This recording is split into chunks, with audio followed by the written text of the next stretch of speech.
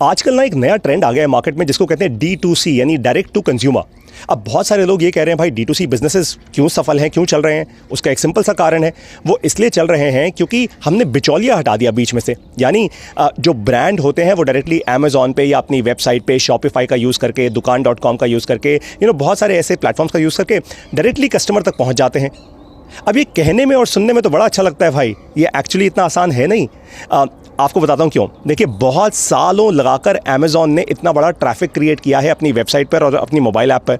अब आप मान लीजिए ये कहते हैं कि भाई मैं अमेज़ॉन को हटा देता हूँ, मैं बीच में से फ्लिपकार्ट को हटा देता हूँ, ये बिचौलिए हैं, मैंने हटा दिया इनको बीच में से। अब मैं डायरेक्टली अपने कंज्यूमर तक पहुँचूंगा, राइट। वो कैसे पहुँचूंगा कि कंज्यूमर मेरी वेबसाइट पर आएगा, कंज्यूमर ऑर्डर देगा, मेरे पास पेमेंट आएगी, यानी मैं अच्छी मार्जिन बनाऊंगा, और फिर सारी की सारी ये जो डिलीवरी कंपनीज़ हैं वो प्रोडक्ट उठाएंगी मेरे वेयर हाउस से या मेरी दुकान से, कंज्यूमर को शिप कर देंगी।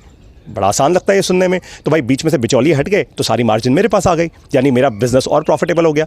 अब थ्योरेटिकली ये बिल्कुल सही है, आपने बिल्कुल सही समझा है। इसको कहते हैं D2C, डायरेक्ट टू कंज्यूमर। बहुत सारे ब्रांड्स आज करोड़ों रुपए की फंडिंग रेस कर चुके हैं, वेंचर कैपिटल फंडिंग, D2C के बिजनेस मॉडल्स दिखा के।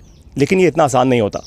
इस पूरे मॉडल में दो मेजर चैलेंजेस होते हैं। सबसे पहला चैलेंज है नए कस्टमर को अक्वायर करना, दूसरा चैलेंज है उस कस्टमर को रिटेन करके रखना। रिटेन मतलब कस्टमर बना रहे, आपके साथ सालों दर साल वो सेल करता रहे, यानी आपसे सामान खरीदता रहे।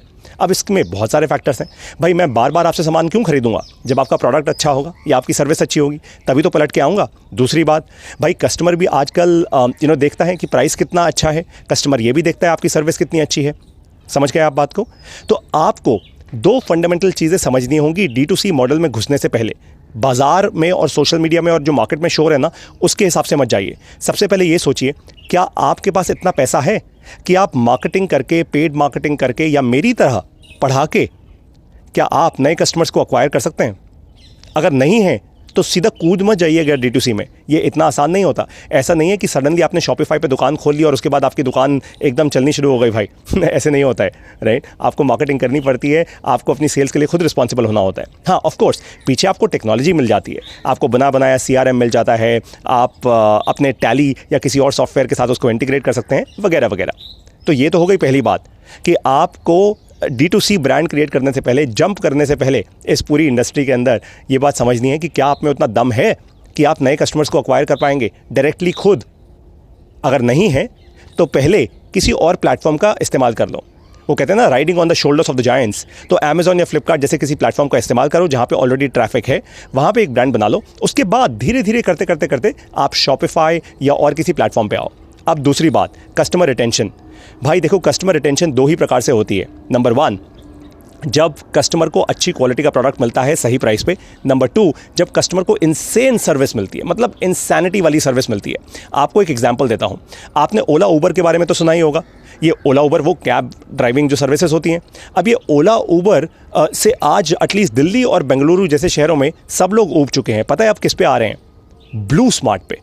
ये ब्लू स्मार्ट भारत की पहली completely electric ride hailing service है। बाय द वे, आपको एक बात बताऊं, मुझे पैसा नहीं दे रहे वो ये काम करने का, मैं खुद उनका कस्टमर हूं।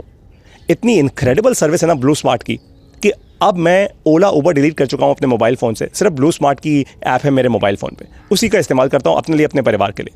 सोचिए ज़रा इस बात को, राइट। सो मैंने अब क्या किया, मैं क्यों उनके साथ रिटेंड हुआ? वो इसलिए हुआ क्योंकि उन्होंने अच्छी सर्विस दी।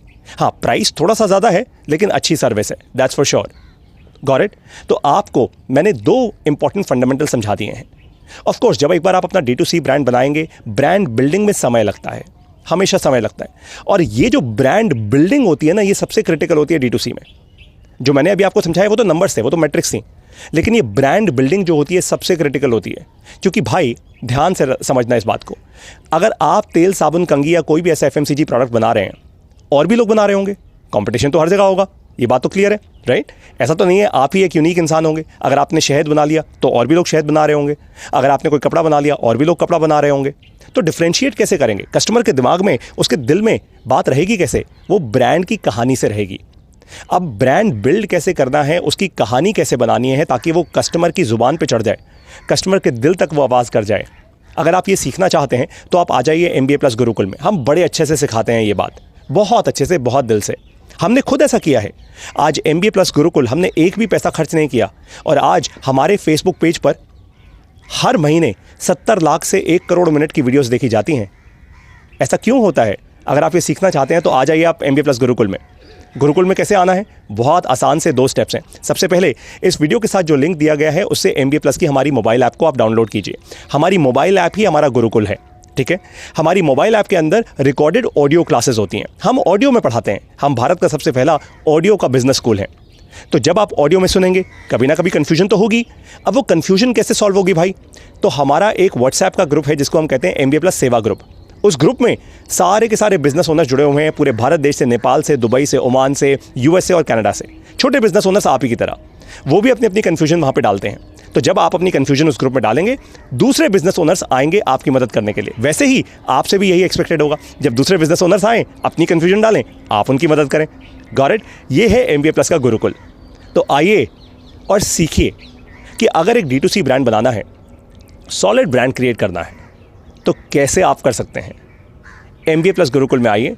अब मैं वहाँ पे आपको सिखाऊंगा और पढ़ाऊंगा हमारी ऑडियो क्लासेस में। जय हिंद।